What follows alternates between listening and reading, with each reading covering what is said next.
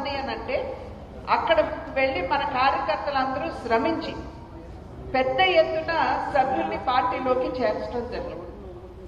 అలా చూసుకున్నట్లయితే 2014వ సంవత్సరంలో భారతీయ జనతా పార్టీ దేశవ్యాప్తంగా సభ్యత్వం 11 కోట్లకి చేరింది. అంటే ఇది చాలా పెద్ద సభ్యత్వం. అదేవిధంగా మన రాష్ట్రంలో కనుక చూసుకున్నట్లయితే అప్పుడు జరిగినటువంటి ఈ సభ్యత్వ నమోదు కార్యక్రమంలో దగ్గర మనం 28 లక్షల మందిని మన పార్టీలో మన సభ్యులుగా చేసుకున్నాం. అయితే ఇక్కడ గమనించవలసింది ఏమిటంటే మిస్డ్ కాల్ ఇచ్చాం. గబగబా మనకు తెలిసిన వారి దగ్గరికి వెళ్ళటం, లేకపోతే 10 అక్కడ నిలబడినట్టయితే వెళ్ళటం, వారి దగ్గర జస్ట్ ఒక మిస్డ్ కాల్ ఇచ్చి వారిని సభ్యులుగా చేర్చుకోవటం జరిగింది. ఆ తర్వాత 3 సంవత్సరాల తర్వాత జరిగినటువంటి ఈ సభ్యత్వ నమోదు ఏదైతే అంటే మధ్యంతరంగా మనం చేసేటువంటి సభ్యత్వ నమోదు ఏదైతే ఉందో దాంట్లో మళ్ళీ దేశవ్యాప్తంగా చేపట్టిన దాంట్లోకి ఇంకొక 7-8 కోట్ల మంది దేశవ్యాప్తంగా భారతీయ జనతా పార్టీలోకి చేరి ఇవాళ దేశ స్థాయిలో జాతీయ స్థాయిలో భారతీయ జనతా పార్టీ సభ్యత్వం 18 కోట్లుగా ఉంది. అప్పటి వరకు కూడా left communist party of China 9 కోట్ల సభ్యత్వంతో ప్రపంచంలో అతిపెద్ద పార్టీగా కీర్తించబడింది. కానీ 18 కోట్ల మంది సభ్యులతోటి ఇవాళ భారతీయ జనతా పార్టీ దేశంలోనే కాదు విశ్వవ్యాప్తంగా కూడా అతిపెద్ద పార్టీగా ఇవాళ పరిణితి చెందినటువంటి పరిస్థితి. ఆ సందర్భంలో మన రాష్ట్రంలో తిరిగి మనం సభ్యుల్ని చేర్చుకున్నప్పుడు ఇంకొక 8 లక్షల మందిని మనం పార్టీలోకి చేర్చుకోవడం జరిగింది మధ్యంతరంగా. కనుక ఇవాళ చూసినట్లయితే మనకి రాష్ట్ర స్థాయిలో 2019 సంవత్సరంలో జరిగినటువంటి ఆ సభ్యత్వాన్ని కనుక మనం చూసుకున్నట్లయితే ఒక 28 లక్షల మంది మన రాష్ట్రంలో సభ్యులుగా ఉన్నటువంటి పరిస్థితి. కనుక తిరిగి ఇవాళ ప్రక్రియ మనం ప్రారంభించాలి. కొత్త సభ్యుల్ని మనమందరం కూడా సభ్యులుగా చేరడం, మనతో పాటు ఔత్సాహికులైనటువంటి వారిని మన పార్టీలోకి చేర్చుకోవడం. కనుక మన దేశ స్థాయిలో ఒక పెద్ద టార్గెట్ లక్ష్యాన్ని నిర్దేశించుకున్నట్లే రాష్ట్రంలో కూడా మనమందరం మాట్లాడుకుని రాష్ట్ర కార్యశాల ఏదైతే మనం పోయిన నెలలో నిర్వహించుకున్నామో ఆ రాష్ట్ర కార్యశాలలో మనం కూడా రాష్ట్రంలో మన శక్తినంతా ఒడ్డి మనం ఇంత సభ్యత్వం చేసుకోవాలని అందాజాగా మనం ఒక లక్ష్యాన్ని నిర్దేశించుకోవడం జరిగింది. ప్రారంభంలో ఒకంత అర్థం కానటువంటి పరిస్థితిలో మందకొడిగా సాగిన ఇవాళ కార్యకర్తల యొక్క శ్రమ ఫలితంగా మనం మంచి ఒక రకంగా గతిని అందుకున్నాం, స్పీడ్ అందుకున్నాం అనేటువంటి విషయాన్ని మనం అందరం కూడా గమనించాలి. దాంట్లో భాగంగానే మొన్న జరిగినటువంటి దీన్ దయాళ్ ఉపాధ్యాయ గారి జయంతి 25వ తారీఖు, దాంట్లో కూడా మనం ప్రత్యేకించి ప్రతి జిల్లా అధ్యక్షుడికి అదేవిధంగా మనం ఏదైతే సదస్సు టీంలు వేసుకున్నాం, రాష్ట్ర స్థాయిలో ఉన్నటువంటి టీం ఇక్కడ వేదిక మీద ఉన్నారు, అదేవిధంగా జిల్లా స్థాయిలో మండల స్థాయిలో కూడా మనం వేసుకోవడం జరిగింది టీంని 3తోటి 4తోటి. అది మాత్రమే కాకుండా మళ్ళీ తిరిగి శక్తి కేంద్ర స్థాయిలో కూడా మనం సదస్యతా సహయోగి అని చెప్పి మనం నియామకం చేసుకోవడం జరిగింది.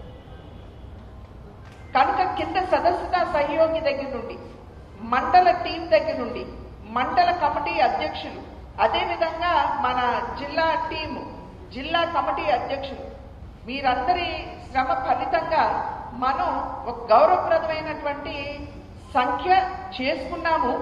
ఇక్కడితోటి మనకి సభ్యత్వ కార్యక్రమం అయిపోలేదు.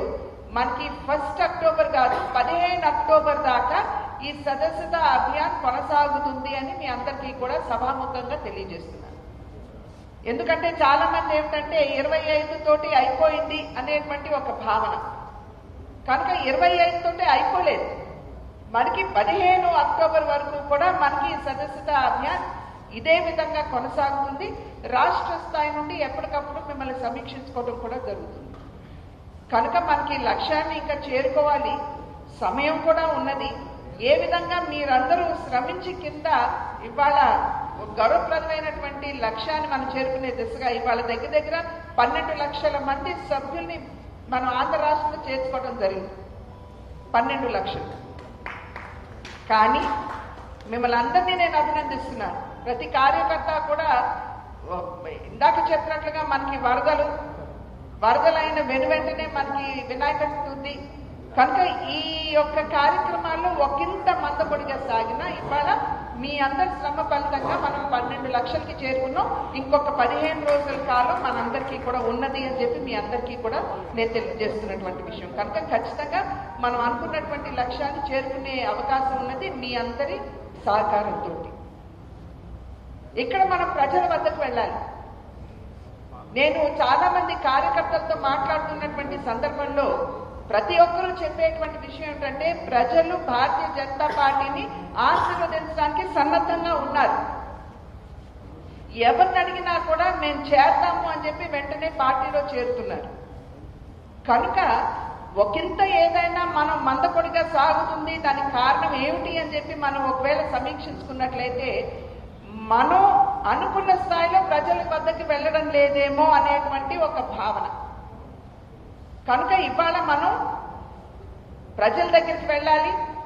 భారతీయ జనతా పార్టీ యొక్క సిద్ధాంతం కావచ్చు, చరిత్ర కావచ్చు, దేశానికి చేసినటువంటి సేవ కావచ్చు, నరేంద్ర మోడీ గారి నాయకత్వంలో దేశానికి అందించినటువంటి సమర్థవంతమైనటువంటి పాలన కావచ్చు, సుపరిపాలన కావచ్చు, రాష్ట్రానికి అందించినటువంటి సహకారం కావచ్చు, ఇవన్నీ కూడా ధైర్యంగా మనం ప్రజల వద్దకు వెళ్ళి చెప్పవలసినటువంటి బాధ్యత కార్యకర్తలంగా మన మీద ఉన్నది అని చెప్పి మీ అందరికీ కూడా నేను తెలియజేస్తున్నాను. ఎటువంటి సంకోచం అవసరం లేదు. ఇవాళ చూసినట్లయితే భారతీయ జనతా పార్టీ ప్రస్థానం మన దేశంలో 2 పార్లమెంట్ సభ్యులతో ప్రారంభమైతే ఇవాళ 240 మంది మన పార్లమెంట్ సభ్యులు భారతీయ జనతా పార్టీ తరఫున అక్కడ పార్లమెంట్ లో ఉన్నారు. అంటే అంచెలంచెలుగా భారతీయ జనతా పార్టీ బలం పుంజుకుంటూ దేశంలో పెరిగింది. ఇవాళ ఆ స్థాయికి భారతీయ జనతా పార్టీ ఎదిగిందంటే కింద ఉన్నటువంటి కార్యకర్తల యొక్క శ్రమ ఫలితమేనని చెప్పి వేదిక మీద కాదు జాతీయ స్థాయిలో ఉన్నటువంటి నాయకులు కూడా గుర్తించేటువంటి విషయం. అదేవిధంగా ఇందాక చెప్పాను, దృఢమైన పాలన, సుపరిపాలన. 11వ ఆర్థిక శక్తిగా ఉన్నటువంటి భారతదేశం ఇవాళ 5వ స్థానానికి వచ్చింది. నరేంద్ర మోడీ గారు ప్రధాని అయిన వెనువెంటనే వారి ఇచ్చినటువంటి సందేశంలో నొక్కి వక్కాణించిన మాట ఏమిటంటే ఇవాళ 5వ స్థానంలో ఉంటే రాబోయే 5 సంవత్సరాల కాలంలో భారతదేశాన్ని 3వ అతిపెద్ద ఆర్థిక శక్తిగా మలుచుతాము అని చెప్పి వారు ఇచ్చినటువంటి సందేశం. ఇవాళ కేవలం దేశంలో కాదు, ప్రపంచ వ్యాప్తంగా కూడా మన నాయకత్వాన్ని, మన పార్టీని ఇవాళ ప్రతి దేశం కూడా గౌరవిస్తుంది.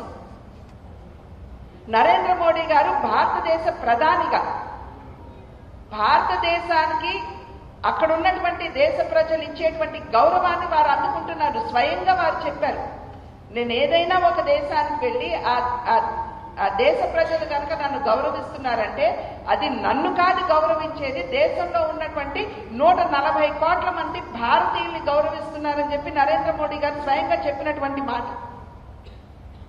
కనుక ఆ స్థాయిలో ఇవాళ అంతర్జాతీయంగా భారతదేశ గౌరవాన్ని ఇనుమడింపు చేసుకోగలిగాం. అదేవిధంగా ఇవాళ భారతీయ జనతా పార్టీ మూల సిద్ధాంతం అంత్యోదయం.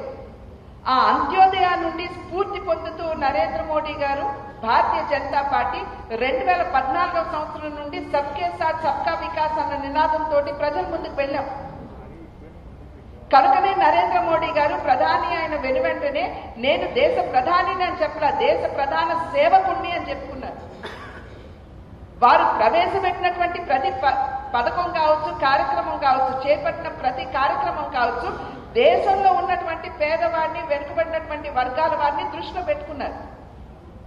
అనేక కార్యక్రమాలు, జన్ధన్ యోజన దగ్గర నుండి మరుగుదొడ్ల నిర్మాణం కావచ్చు, జీవన్ జ్యోతి యోజన కావచ్చు, జీవన్ సురక్షిత్ యోజన కావచ్చు, అటల్ పెన్షన్ యోజన కావచ్చు, బేటీ బచావ్ బేటీ పఢావో కావచ్చు, సుకన్య సమృద్ధి యోజన కావచ్చు, మాతృత్వ వందన యోజన కావచ్చు, మాతృత్వ సురక్షిత్ యోజన కావచ్చు, ఇంద్రధనుష్ యోజన కావచ్చు, కిసాన్ సమ్మాన్ నిధి కావచ్చు. ఏ కార్యక్రమాన్ని తీసుకున్నా కూడా దేశంలో ఉన్నటువంటి పేదవారిని, బడుగు బలహీన వర్గాల వారిని మాత్రమే కాకుండా అన్ని రంగాల్లో ఉన్నటువంటి వారికి సైతం సంక్షేమాన్ని అందించాలి, వారికి ఊతం అందించాలి అనేటువంటి ఒక భావన మనందరికీ కూడా కనపడుతుంది. ఇవాళ ధైర్యంగా మనం ఈ విషయాలన్నీ కూడా మనం చెప్పొచ్చు. ఎందుకంటే చాలా వరకు రాష్ట్రంలో జరుగుతున్నటువంటి అభివృద్ధి కేంద్రం ఇచ్చేటువంటి నిధులు చాలా వరకు మిళితమై ఉన్నటువంటి విషయాన్ని మనం ఇక్కడ గమనించాలి. అదేవిధంగా ఈ మధ్య కాలంలో కూడా మన ఎన్నికలు అయిపోయాయి. ఎన్డీఏ కూటమి కేంద్రంలో అదేవిధంగా రాష్ట్రంలో కూడా అధికారంలోకి వచ్చాం. మీ అందరు భాగస్వామ్యం ఈ విజయంలో చాలా కీలకం. మీరందరూ కింద అంతటి గొప్ప సమన్వయంతో పనిచేసినటువంటి సందర్భంలోనే మనం ఇంత బృహత్తరమైనటువంటి ఇంత గొప్ప విజయాన్ని మనం అందరం కూడా సాధించుకోగలిగాం. ఆ సందర్భంలో మనకి ఎన్నికలైన వెనువెంటనే ప్రవేశపెట్టినటువంటి బడ్జెట్ మనం చూసినట్లయితే రాష్ట్రానికి ప్రత్యేకించి ఇవాళ పోలవరం నిర్మాణం ఆగిపోయినటువంటి విషయం రివర్స్ టెండరింగ్ అని అన్నారు. రివర్స్ టెండరింగ్ అనేది పోలవరాన్నే రివర్స్ లో తీసుకెళ్తుంది అనేటువంటి విషయం మనం గమనించలేదు. కానీ ఆగిపోయినటువంటి పోలవరం నిర్మాణానికి కేంద్రం ఇవాళ 12,500 కోట్ల రూపాయలు మంజూరు చేసింది. ఏదైతే డయాఫ్రమ్ వాల్ దెబ్బతిందో ఆ ఒక్క డయాఫ్రమ్ వాల్ కట్టడానికే దగ్గర 1000 కోట్లు అయితే అది కూడా మేము ఇస్తామని చెప్పి కేంద్రం ఒప్పుకుంది. అదేవిధంగా ఇవాళ రాజధాని లేని రాష్ట్రం ఏదన్నా భారతదేశంలో ఉన్నదంటే ఆ కీర్తి మన ఆంధ్రప్రదేశ్కి దక్కుతుంది. కానీ అమరావతికి భారతీయ జనతా పార్టీ కట్టుబడి ఉన్నది. ఇప్పుడు బడ్జెట్లో 15,000 కోట్లని కేటాయించడం మాత్రమే కాకుండా ఇంతకు ముందు సైతం డిపిఆర్ లేదు, ఒక డిపిఆర్ లేదు, డిజైన్ లేదు, అయినా కూడా 2,500 కోట్ల మంజూరు చేయడం కావచ్చు, అమరావతి బాహ్యవాలే రోడ్డుకి సంబంధించి 20,000 కోట్ల రూపాయలు మంజూరు చేయడం కావచ్చు, అనంతపూర్ నుండి అమరావతికి ఎక్స్ప్రెస్ వే 29,000 కోట్లని మంజూరు చేయడం కావచ్చు. ఇవన్నీ కూడా ఇంతకు ముందు భారతీయ జనతా పార్టీ ప్రభుత్వం చేసింది. అదేవిధంగా ఇప్పుడు తిరిగి 15,000 కోట్ల రూపాయలకి ఇవాళ అమరావతి నిర్మాణానికి కట్టుబడి ఉన్నది. అదేవిధంగా విశాఖ స్టీల్ ప్లాంట్ ఉంది. ఖచ్చితంగా ఆంధ్రుల హక్కే. కేంద్ర ప్రభుత్వం ఎప్పుడు కూడా విశాఖ స్టీల్ ప్లాంట్ ని లాభాల్లోకి ఎలా తీసుకురావాలి అని చూస్తున్నటువంటి విషయం. మనం చెప్తే అవహేళన చేశారు. కానీ మొన్న ఈ మధ్యన రాష్ట్ర ముఖ్యమంత్రి గారు అయినటువంటి చంద్రబాబు నాయుడు గారు వారు కూడా నొక్కి వక్కాణించినటువంటి విషయం అదే. కేంద్ర ప్రభుత్వం ఈ విశాఖ స్టీల్ ప్లాంట్ ని లాభాల్లోకి ఎలా తీసుకురావాలా అని ఆలోచిస్తుంది. కానీ ఇప్పుడప్పుడే దాన్ని డిస్ఇన్వెస్ట్ చేయాలి అనేటువంటి ఆలోచన అయితే వెంటనే లేదు. ఇక్కడ ప్రైవేటీకరణకి డిస్ఇన్వెస్ట్మెంట్ కి మనం తేడా తెలుసుకోవాలి. ఇక్కడ ఉన్నటువంటి ప్రతిపక్ష నాయకులు ఏమంటున్నారు? ప్రైవేటీకరణ అంటున్నారు. ప్రైవేటీకరణ కాదు, తనకున్నటువంటి ఆ భాగస్వామ్యం ఏదైతే ఉందో దాన్ని యథావిధిగా కొనసాగిస్తూ లాభాల్లోకి విశాఖ స్టీల్ ప్లాంట్ ని ఎలా తీసుకురావాలి అనే ఆలోచన. అదేవిధంగా రైల్వే జోన్, ఇంతకు ముందున్నటువంటి ప్రభుత్వాన్ని భూమి కేటాయించమంటే అనువుగానటువంటి భూమిని కేటాయించారు. చిన్నపాటి వర్షం పడితే నీళ్లు అక్కడ నిలబడిపోతాయి. పదే ఇది వద్దు మాకు వేరే భూమిని కేటాయించండి అంటే కేటాయించలేదు. కానీ నెపం ఎవరి మీద వేశారండి? కేంద్ర ప్రభుత్వం మీద. కేంద్ర ప్రభుత్వం ముందుకు రావడం లేదు, ఆంధ్ర రాష్ట్రానికి అన్యాయం చేస్తుంది. అంటే వారు చేసినటువంటి తప్పుని మన మీద రుద్దడానికి వారు చేసినటువంటి ప్రయత్నం. కానీ ఇవాళ ఎప్పుడైతే ఎన్డీఏ కూటమి రాష్ట్రంలో కూడా పగ్గాలు చేపట్టిందో చంద్రబాబు నాయుడు గారు ముఖ్యమంత్రిగా వారు ఇప్పుడు భూమి కేటాయించడానికి సన్నద్ధంగా ఉన్నారు. భూమి వచ్చిన వెనువెంటనే రైల్వే జోన్ నిర్మాణం ప్రారంభమవుతుంది. అక్కడ బిల్డింగ్లన్నీ కూడా ప్రారంభమవుతాయి. అదేవిధంగా రాష్ట్రానికి అన్ని విధాలా తన సహకారాన్ని కేంద్రం అందిస్తూనే వస్తుంది. కనుక ఎటువంటి సంకోచం లేకుండా మనం ప్రజల వద్దకు వెళ్ళి ఇంత సహకారాన్ని మేము చేస్తున్నాం, సహకారం అని కాదు, మీకు రావాల్సినటువంటిది మీ హక్కుగా మీకు ఇస్తున్నాం, కనుక మమ్మల్ని ఆశీర్వదించండి అని అడగటంలో మనకి ఎటువంటి సంకోచం అవసరం లేదు అని చెప్పి నేను మీ అందరికీ కూడా నేను తెలియజేస్తున్నటువంటి విషయం. కనుక ఇందాక చెప్పాను, ఏ విధంగా జాతీయ స్థాయిలో మన దేశ గౌరవాన్ని ఇనుమడింపు చేస్తూ ఆర్థికంగా దేశాన్ని ముందుకు తీసుకుని వెళ్తున్నారు. అదేవిధంగా రాష్ట్రానికి అందించినటువంటి అన్ని విధాలా అందించినటువంటి ప్రోత్సాహం, గడిచిన 5 సంవత్సరాల కాలం ఏ విధంగా రాష్ట్రంలో ఉన్నటువంటి ప్రజలు ఇబ్బంది పడ్డారు, ఏ విధంగా రాష్ట్రం నష్టపోయిందో మనందరికీ తెలియనటువంటి విషయం కాదు. అవినీతి అసలు అలివిగాని స్థాయిలో పెరిగిపోయినటువంటి పరిస్థితి.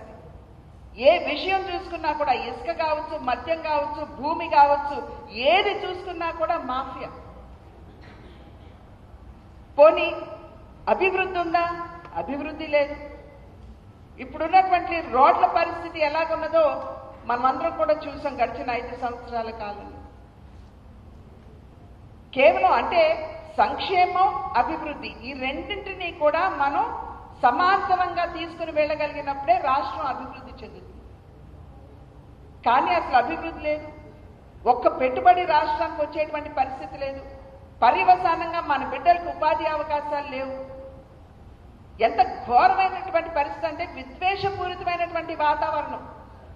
ఎవరైనా సరే గళం విప్పారంటే వెంటనే ఎస్సీ ఎస్టీ అట్రాసిటీ యాక్ట్ లేదా పిచ్చివాడిని చేసేసేయటం. ఇవాళ ఏ వర్గం వారికి, ఏ రంగంలో ఉన్నటువంటి వారికి న్యాయం జరిగిందో ఇవాళ మరి మాజీ ముఖ్యమంత్రి గారు రాష్ట్ర ప్రజలకి సమాధానం చెప్పారు. ఎస్సీ ఎస్టీ కులాలకి న్యాయం జరగలేదు. ఎస్సీలకు రావాల్సినటువంటి 27 పథకాలు ఏవైతే ఉన్నాయో ఎత్తివేశారు. వారికి కేంద్రం నుండి వచ్చేటువంటి నిధుల్ని దారి మళ్లించేశారు. ఈ కమిషన్, ఈ 15వ ఆర్థిక సంఘం మాధ్యమంగా మన గ్రామాలకు వచ్చేటువంటి నిధులు ఏవైతే ఉన్నాయో వాటిని కూడా దారి మళ్లించేశారు. మనందరం చూసాం. ఈ మధ్య కాలంలో పంచాయతీరాజ్ మినిస్టర్గా ఉన్నటువంటి డిప్యూటీ సీఎం గారు పవన్ కళ్యాణ్ గారు వారు 13,000 పైచిలకు గ్రామాల్లో ఒకే రోజున గ్రామ సభ నిర్వహించడం జరిగింది. గ్రామ సభ నిర్వహించి వారందరినీ కూడా అక్కడ ఉన్నటువంటి గ్రామస్తుల్ని భాగస్వాములు చేస్తూ మీ గ్రామాల్లో మీరు ఏ అభివృద్ధి చేసుకుంటారో మీరు చర్చించుకుని నిర్ణయించండి, నిధులు మేము పంపిస్తామని చెప్పారు. కానీ ఇంతకు ముందు గ్రామీణాభివృద్ధిని ఉద్దేశించి కేంద్రం ఇచ్చేటువంటి నిధులు ఏవైతే ఉన్నాయో వాటిని ఏ విధంగా దారి మళ్లించారో మనందరం చూసాం. భారతీయ జనతా పార్టీ అద్భుతంగా ఆ రోజు గళం విప్పింది. సర్పంచులు ముందుకొచ్చారు, మనతో చేతులు కలిపారు. చేతులు కలిపి వారు గళం విప్పినటువంటి సందర్భంలో కేంద్రం కూడా కమిటీని పంపించింది. నిజమేనా ఇది నిర్ధారించుకోవడానికి, ఇది నిజమని చెప్పి నిర్ధారించడం కూడా జరిగింది.